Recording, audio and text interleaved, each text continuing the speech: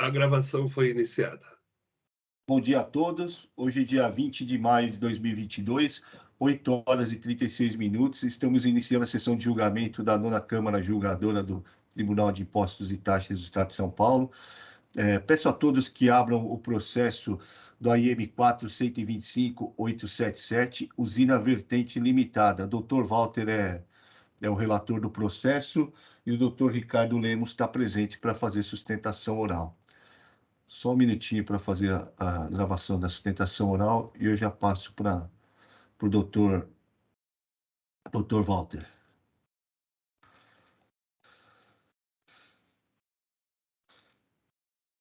À vontade. Presidente, obrigado. Eu vou fazer uma leitura das acusações, depois eu incluo o voto, disponibilizo para todos. Bom, presidente, trata-se de recurso ordinário contra a decisão de primeira instância que manteve a cobrança de imposto, multa e juros em relação aos itens 1, 2 e 8 do auto de infração 4.125.8770, folhas 3. São 3 acusações, então, que serão julgadas, 1, 2 e 8.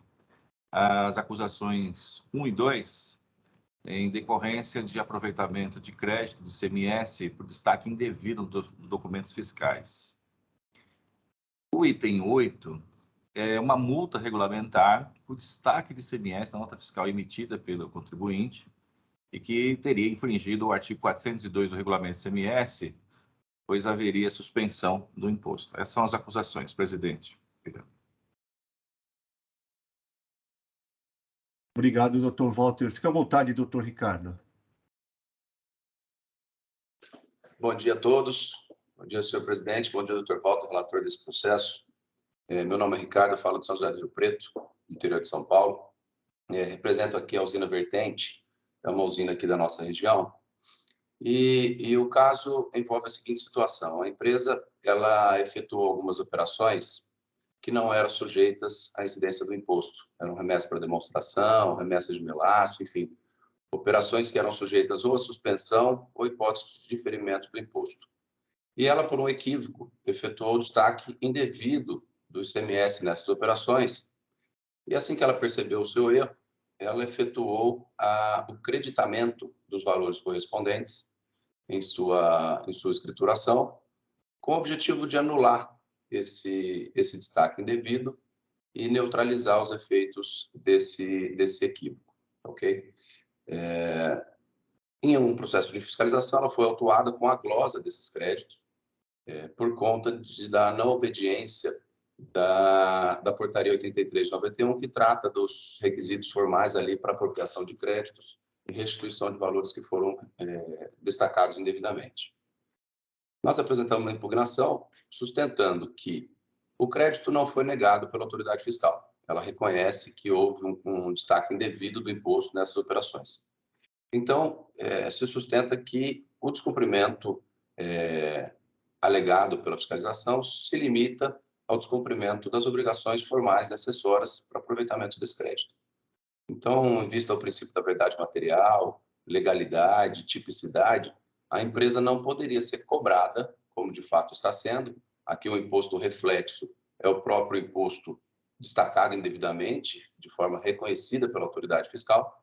Então, ela não poderia ser cobrada por débitos que reconhecidamente são decorrentes de destaque indevido. No máximo, aplicação de uma penalidade por descumprimento dessas obrigações formais, desses deveres instrumentais para aproveitamento do crédito ou para restituição. Foram apresentadas, com a defesa, as declarações dos destinatários, informando o não aproveitamento desses créditos, que é um dos requisitos previsto na portaria. Então, suprindo essa suposta irregularidade, que foi elencada lá pela autoridade fiscal.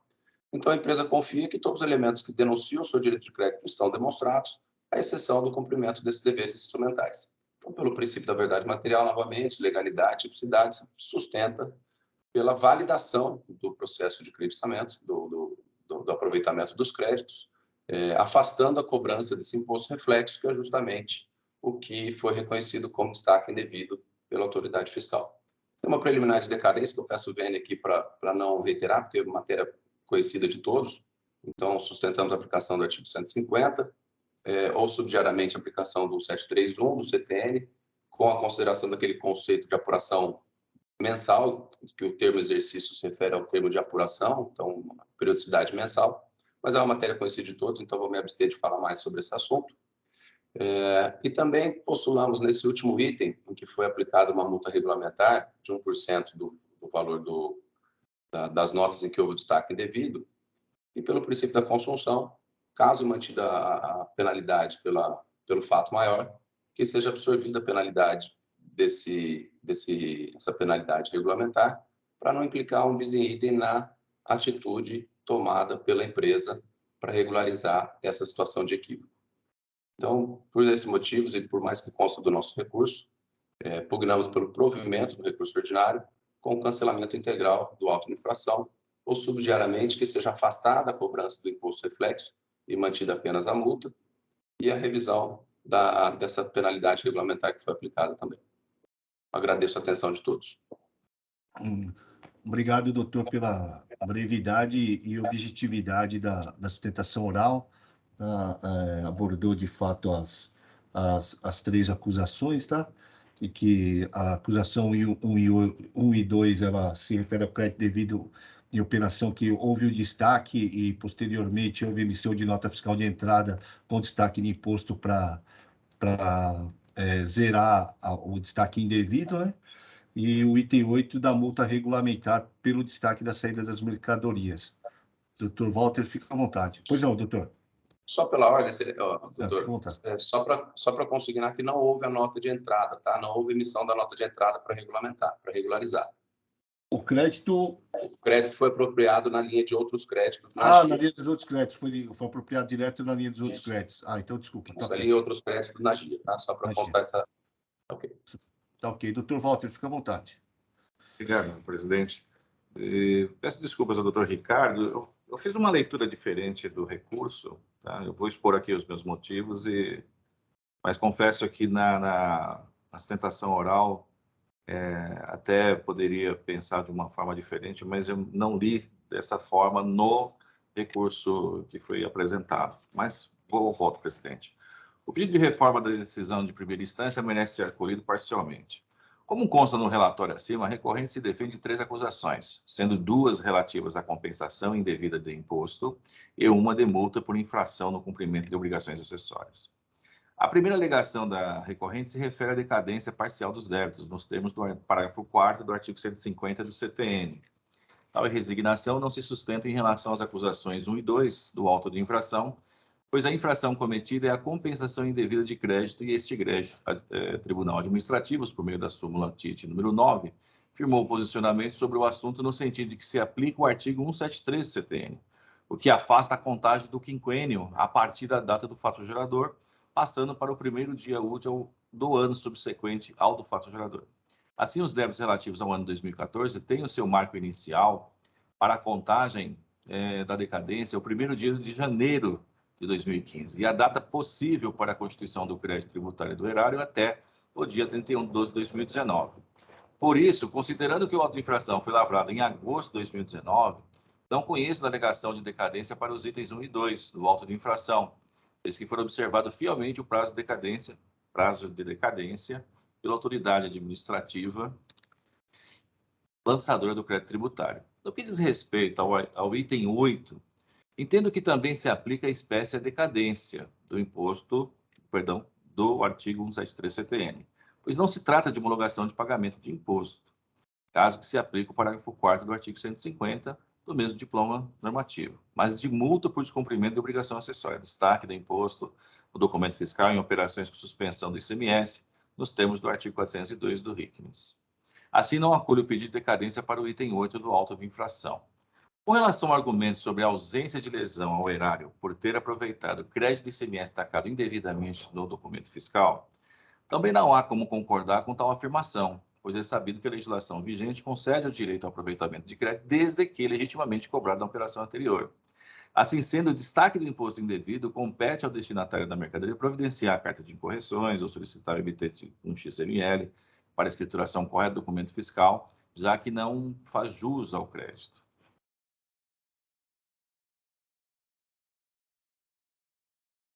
Não adotando nenhuma dessas medidas, a recorrente assumiu o risco de aplicação da legislação vigente, especialmente por erro na escrituração fiscal.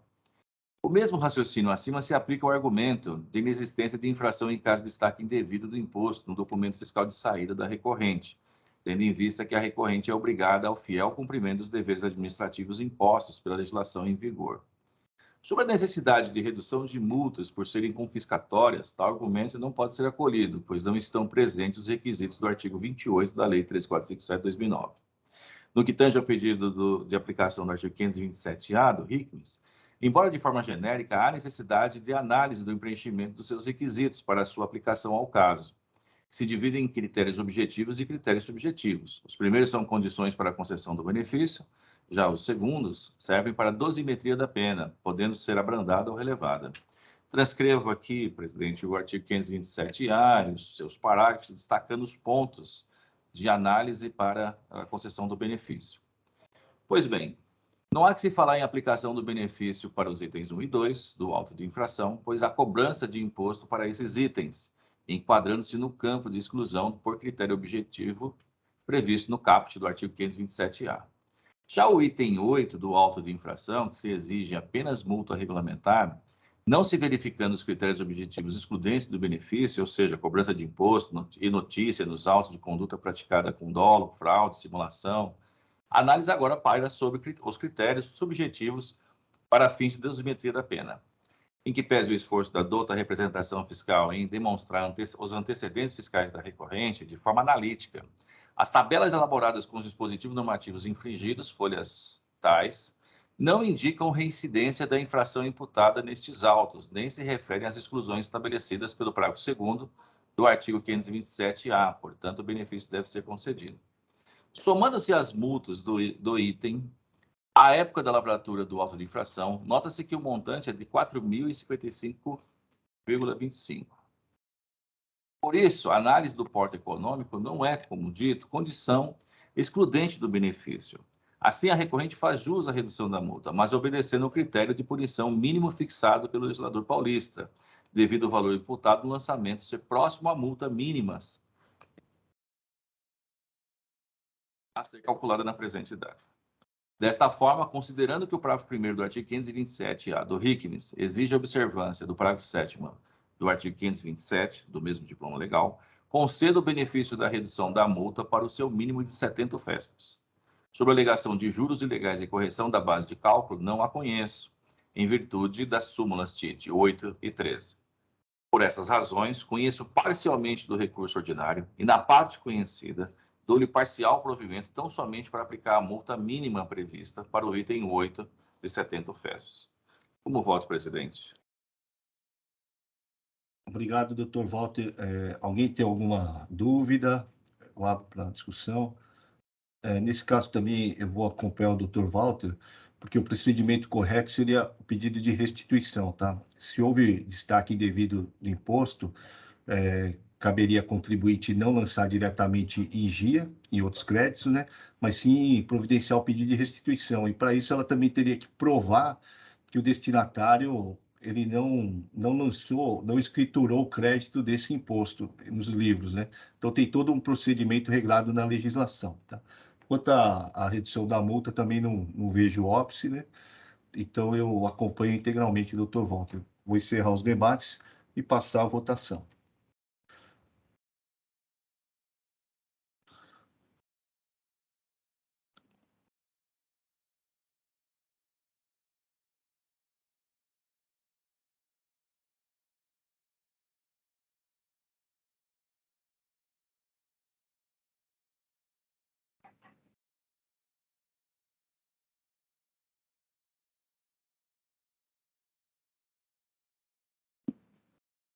Desculpa.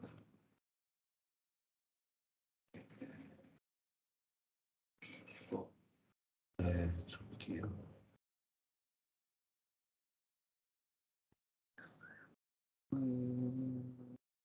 Só comentar, o doutor Carlos não confirmou presença?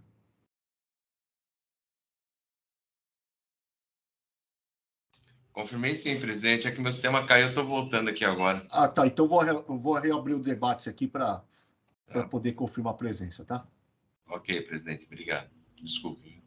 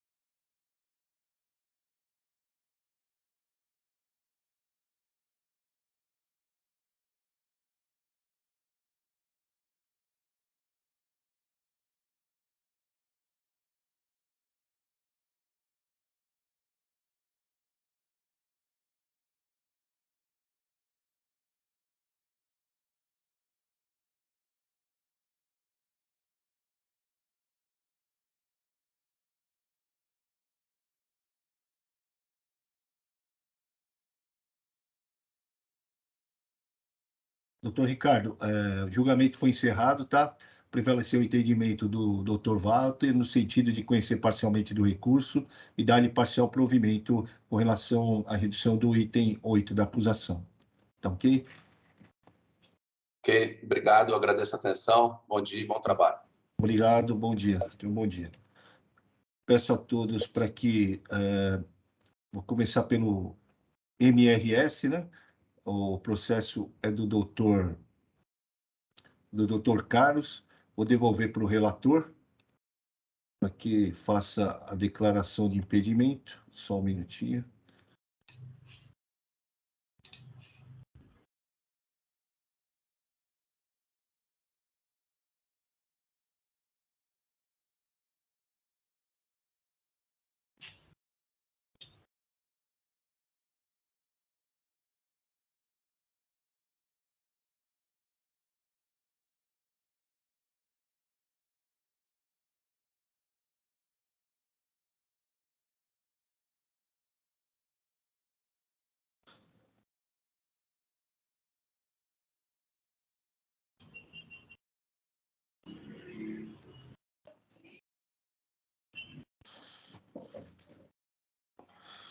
Processo 42995, Fera Lubrificantes Limitada.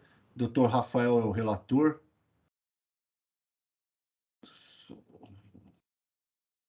Presidente, por favor, habilita o sistema para eu inserir meu voto. Tá ok.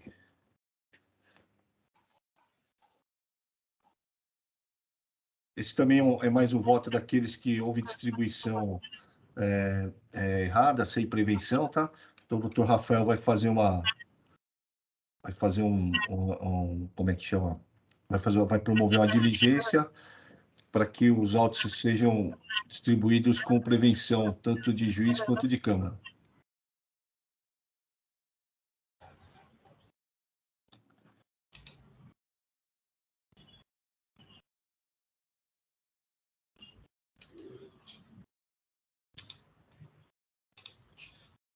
Presidente, no Pois não. outro caso da MRS, só deu devolvido para mim, não deu para mim fazer a declaração de impedimento, viu? Só voltou, não deu para mim, não abriu a questão do impedimento.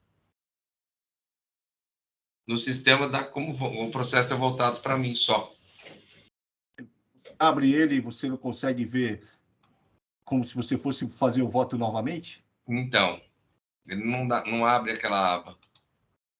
Ele só dá aqui, ó, processo encerrado, devolvido para o relator. Só isso. Não, entra nos meus processos. Espera aí.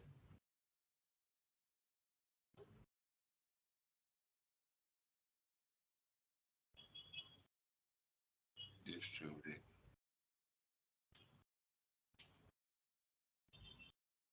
Vamos votar esse do Dr. Rafael? Perfeito. Tá. É, melhor. Já está registrado o voto aqui. Vou só fazer a leitura a partir do item 12.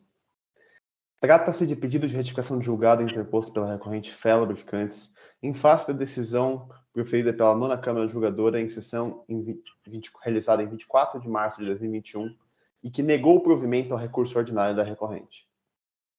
O voto condutor do acórdão foi proferido pelo Dr. Silvio Kichonaga. No entanto, o pedido de retificação de julgado me foi distribuído para a relatoria em 29 de 3 de 2022. Consoante disposto no artigo 79, parágrafo 4º do Decreto 5486/2009, deve ser designado como relator do pedido de retificação de julgado aquele que proferiu o voto condutor. Transcrevo o artigo. Considerando que atualmente o Dr. Silvio compõe a cola na Câmara e regula a conversão do feito em diligência para presidente desse Tribunal de Posse e Taxas, para que seja realizada nova distribuição para a relatoria, designando-se o Dr. Silvio como relator. Com base no exposto, converto feito em diligência para a presidência, para que seja feita nova distribuição, designando-se o Dr. Silvio Kichonaga como relator. É como voto. Alguém tem dúvida? Tá. Vou encerrar os debates e passar a votação.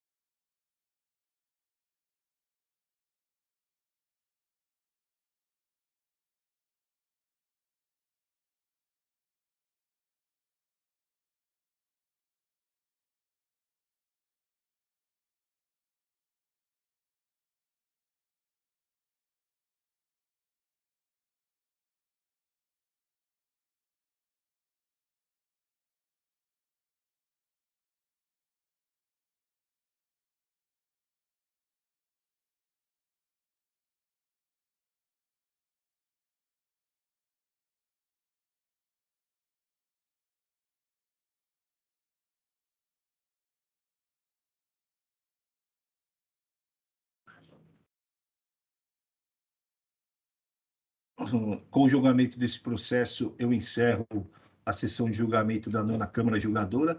Peço para que todos aguardem o encerramento da gravação